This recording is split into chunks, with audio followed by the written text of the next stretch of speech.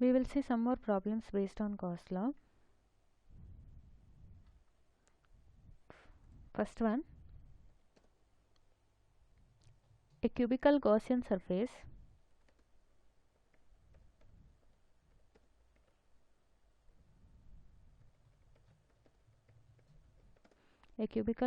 surface encloses a charge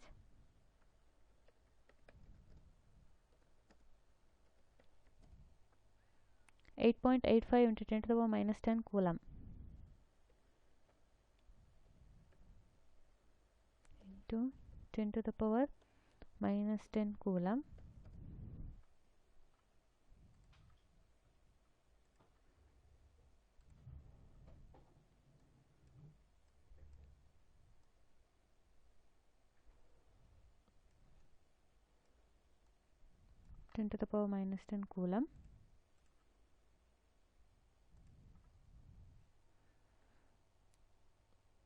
A cubical Gaussian surface encloses a charge 8.85 into 10 to the minus 10 coulomb in vacuum.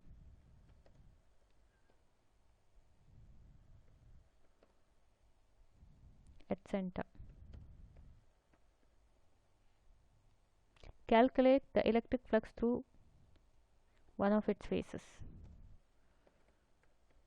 Calculate the electric flux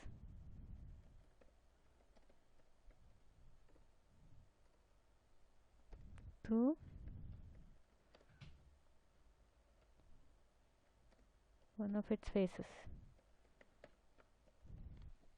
A cubical Gaussian surface encloses a charge 8.85 into 10 to the power minus 10 coulomb in vacuum at center.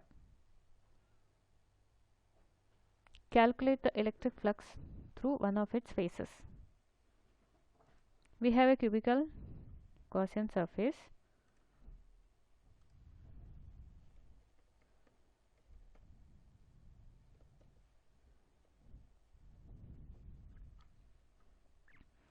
Let me draw a cube.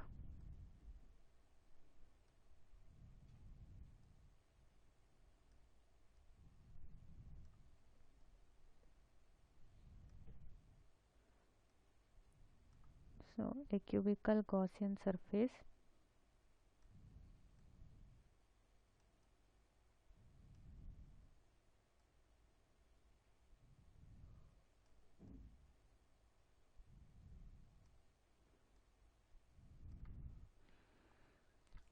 Gaussian surface and at the center we have some charge, say Q. The value of Q is given. So we need to calculate what is the electric flux through one of its faces.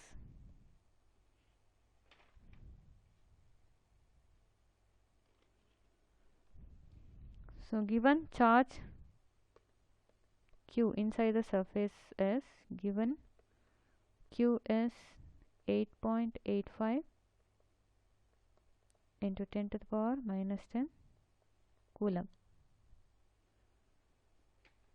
Now we need to calculate what is flux. That is through one face. Flux through one of its faces. So not the total flux. Flux through one of its faces. First, by applying Gauss law, we will find out what is the total flux.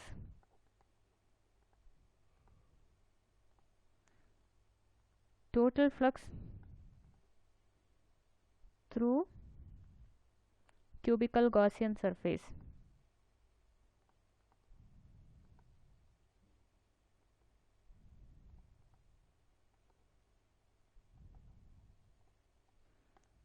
is 5 is equal to Q by epsilon naught. So this is by applying Gauss law.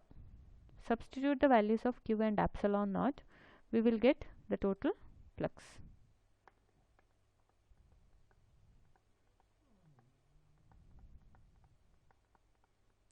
Divided by, this is again 8.85 into 10 to the power minus 12. So 8.85 10 to the power minus 10 plus 12. So we get 10 to the power 2, 10 square. So total flux is 10 square, or 10 square is 100 Newton meter square per coulomb. Flux is 10 square Newton meter square per coulomb.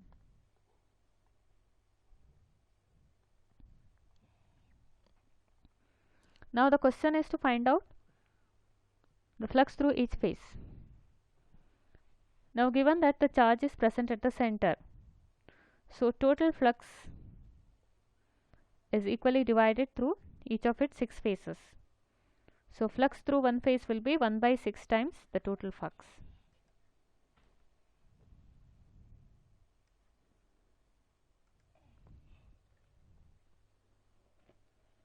Now here, as charge is present at the center,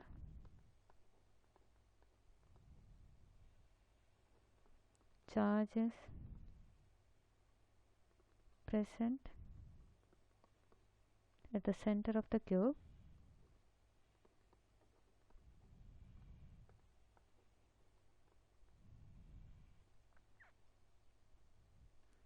charge is present at the center of the cube.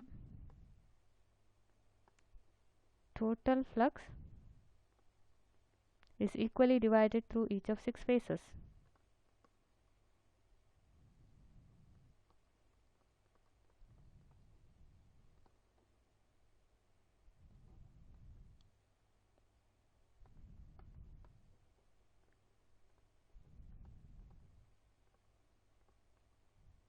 Therefore, electric flux through each phase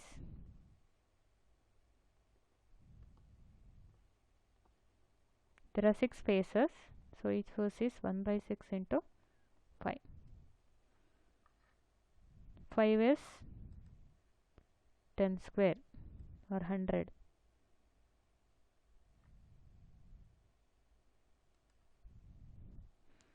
So this is equal to 1 by 6 into 100. 16.67 Newton meter square per coulomb. So flux through each phase is 16.67 Newton meter square per coulomb.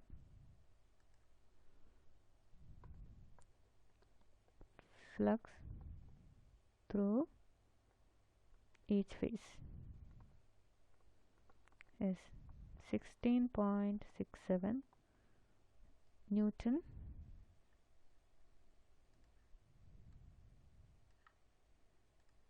Newton meter square per coulomb.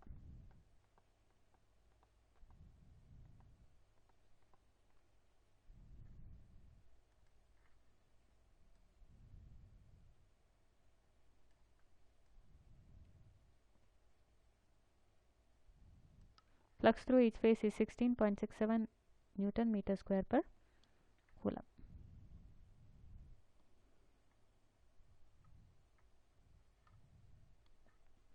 We'll see another problem.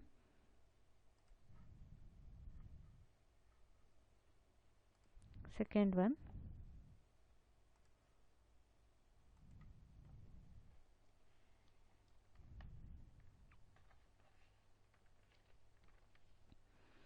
A spherical Gaussian surface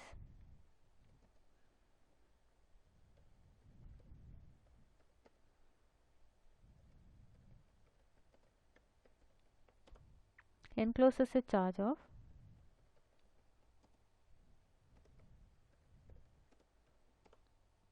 8.85 into 10 to the power minus 10 coulomb.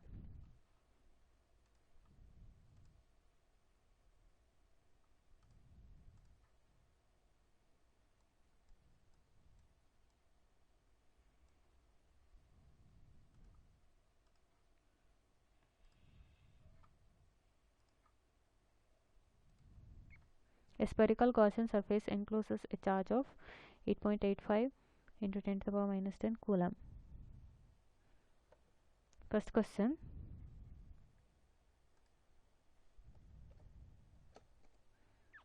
Calculate the electric flux through the surface.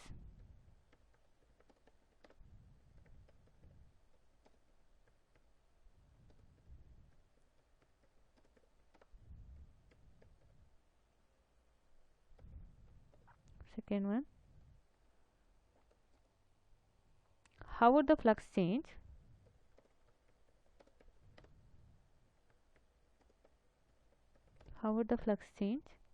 if the radius of the Gaussian surface is doubled and y?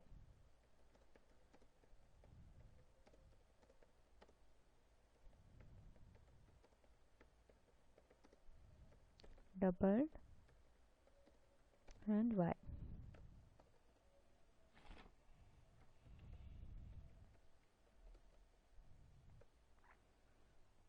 A spherical Gaussian surface encloses a charge of 8.85 into 10 to the power minus 10 coulomb. Calculate the flux through the surface. How would the flux change if the radius of the Gaussian surface is doubled and y?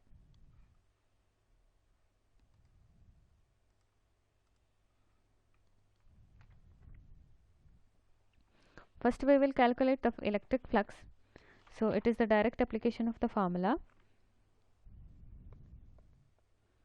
by Gauss theorem.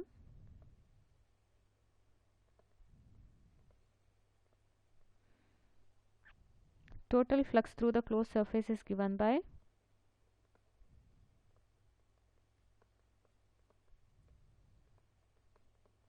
Q by epsilon naught. Q is given 8.85 into 10 to the power minus 10, and we know the value of epsilon naught, 8.85 into 10 to the power minus 12. So in this 8.85 get cancelled, and the remaining is 10 to the power minus 10, 10 to the power minus 12. So that is 10 square or 100 Newton meter square per coulomb.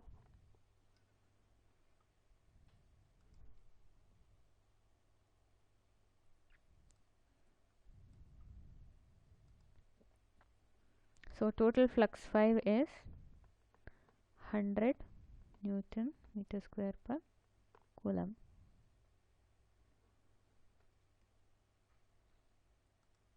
Another question is, how would the flux change if the radius of the Gaussian surface is doubled and y?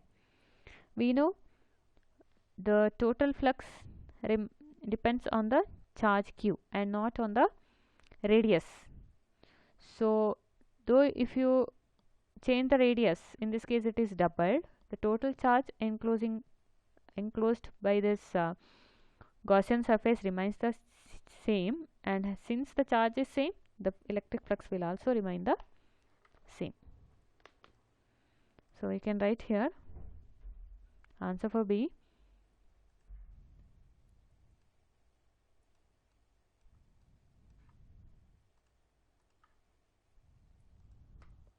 Electric flux passing through the surface remains unchanged because it depends only on the charge enclosed by the surface.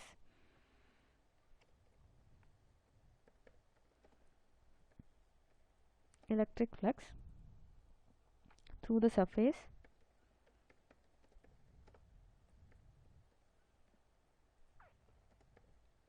remains the same because it depends only on charge enclosed by the surface.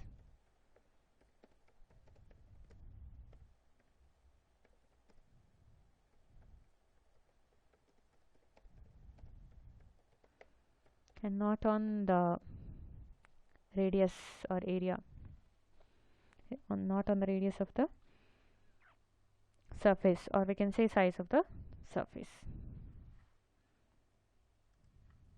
So that completes both the questions.